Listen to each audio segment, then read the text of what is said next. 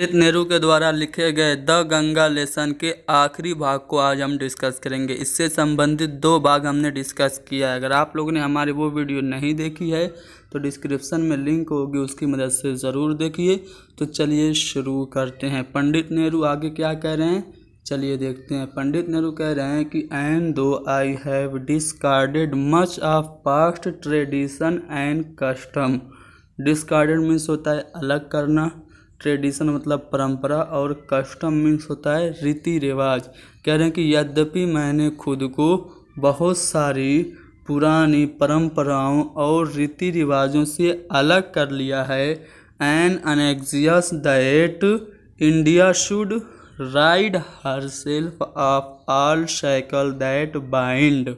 और मैं चिंतित हूँ, अनेक्सियस मीन्स चिंतित, और मैं चिंतित हूँ कि भारत भी आज़ाद हो जानी चाहिए, स्वतंत्र हो जानी चाहिए सभी जंजीरों से जो उसे जकड़े हुए है, एंड कस्टेन हर, और उसे रोके हुए है, एंड डिवाइड हर पीपल, और उसके लोगों को विभाजित कर रही है, and suppress vast number of them, और उनमें से बहुत विशाल संख्या के लोगों को दबाए हुए है, and prevent the free development of the body and spirit, और शरीर और आत्मा के स्वतंत्र विकास को प्रिवेंट यानी कि रोके हुए है।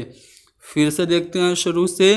पंडित नेहरू कह रहे हैं कि यद्यपि मैंने अपने आप को पुरानी परंपराओं और रीति रिवाजों से अलग कर लिया है, फिर भी मैं चिंतित हूँ कि भारत उन जंजीरों से जो उसे जकड़े हुए आज़ाद हो जाना चाहिए, जो उसे रोके हुए है, उसके लोगों को जो बांटे हुए है, और विशाल संख्या में लोगों को दबाए हुए है, और उनके शरीर और आत्मा के स्वतंत्र विकास को रोके हुए है। Though I seek all this yet and do not wish to cut myself from that past completely. यद्यपि मैं ये सभी ढूंढता हूँ, फिर भी मैं अपने आप को अपने इतिहास से, अपने पास्ट से पूरी तरह से अलग नहीं करता हूँ, कट नहीं करता हूँ। I am proud of that great inheritance. मैं अपने महान विरासत से, इनहेरिटेंस मीन्स होता है विरासत, मैं अपने महान विरासत से बहुत ही ज़्यादा प्राउड हूँ, गर्व करता हूँ। दैट हैज़ बीन, जो हमारी है, and is hours, and I M, और वो हमारी रहेगी। यानी कि मैं अपनी उस प्राचीन महान विरासत के प्रति बहुत ही गर्व महसूस करता हूँ, जो हमारी है और हमारी रहेगी। And I am conscious that too, और मैं ये भी महसूस करता हूँ, कॉन्शियस मीन्स महसूस करना, और मैं यह भी महसूस करता हूँ, like all of us I am a link in the broken chain which goes back to dawn of history in the immemorial past of India. और मैं ये भी महसूस करता हूँ कि हम सभी लोगों की तरह मैं भी भारत के न भूले जाने वाले इतिहास से जुड़े हुए हैं एक चेन से। यानी कि मैं ये महसूस करता हूँ कि सभी लोगों की तरह मैं भी अपने भारत के इतिहास से जुड़ा हुआ हूँ, जो कभी न टूटने वाली चेन है, अनब्रोकन चेन है। आगे कह रहे हैं कि the chain I would not break, ऐसी चेन है, ऐसी कड़ी है जो कभी नहीं टूटेगी। For I treasure it and seek inspiration from it, क्यों? क्योंकि ये मेरे लिए बहुत ही मूल्यवान है। टीजर मीन्स होता है मूल्यवान। क्यों? क्योंकि ये चेन मेरे लिए बहुत ही मूल्यवान है। And seek inspiration from it, और मैं इससे प्रेरणा हासिल करता हूँ। इंस्पिरेशन मीन्स प्रेरणा। And as a witness of this desire of mine, और मैं अपनी इस इच्छा का साक्षी हूँ and as my last homage to India's culture intelligence, और मेरी जो आखिरी श्रद्धांजलि है भारत की इस सभ्यता और विरासत के प्रति।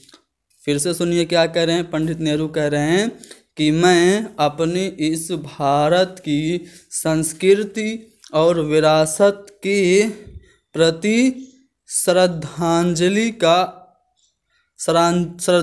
रखता हूँ और मैं अपनी इस इच्छा का साक्षी हूँ। I am making this request that, मैं ये अनुरोध करता हूँ, रिक्वेस्ट करता हूँ कि a handful of my ashes be thrown into the Ganga at Allahabad. मैं ये इच्छा करता हूँ, मैं ये रिक्वेस्ट करता हूँ कि मेरी राख की एक मुट्ठी गंगा में फेंक दी जाए जो कि इलाहाबाद में है, to be carried to the great ocean that washes India shore, ताकि वो मिल जाए महान समुंदर में जो कि भारत के किनारों को धोता है। पंडित नेहरू ये आशा कर रहे हैं कि जब वो मर जाएं तो उनको जलाने के बाद जो राख है उसको गंगा में फेंक दी जाए ताकि वो राख जाके समुद्र से मिल जाए और भारत के किनारों को धुल दे। आगे कह रहे हैं the major portion of my assets should however, मतलब कि जो बचा हुआ भाग है मेरी राख का वो इस तरह से खर्च किया जाए। किस तरह से? बी डिपोज्ड ऑफ अदरवाइज, मतलब दूसरे तरीके से खर्च किया जाए। I want these be carried high up into the air, मैं चाहता हूँ कि इसे ऊपर हवा में लेके जाया जाए, इन एन एरोप्लेन, एक जहाज में, and scattered from that height, और उस ऊंचाई से बिखेर दिया जाए।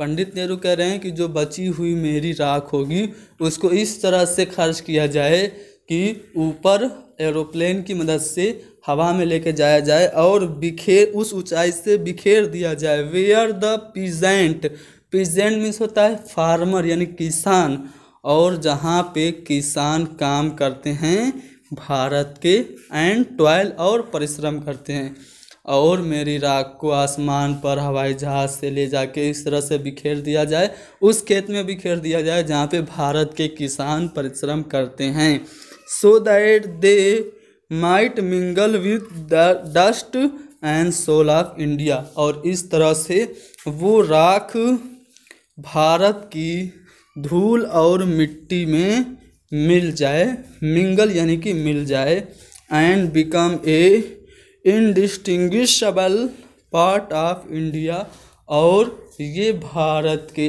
अभिन्न, और ये भारत का एक अभिन्न अंग बन जाए। पंडित नेहरू क्या इच्छा जाहिर कर रहे हैं कि जब मैं मरूं तो कुछ मेरी राख गंगा में प्रवाहित कर दी जाए इलाहाबाद में, और बची हुई राख को ऊपर आसमान में ले जा करके भारत के खेतों में बिखेर दिया जाए जहाँ पे भारत के किसान मेहनत करते हैं, ताकि मेरी राख भारत की मिट्टी में और धूल में मिल जाए और मैं भारत के अभिन्न अंग बन जाऊं, भारत का एक अभिन्न हिस्सा बन जाऊं।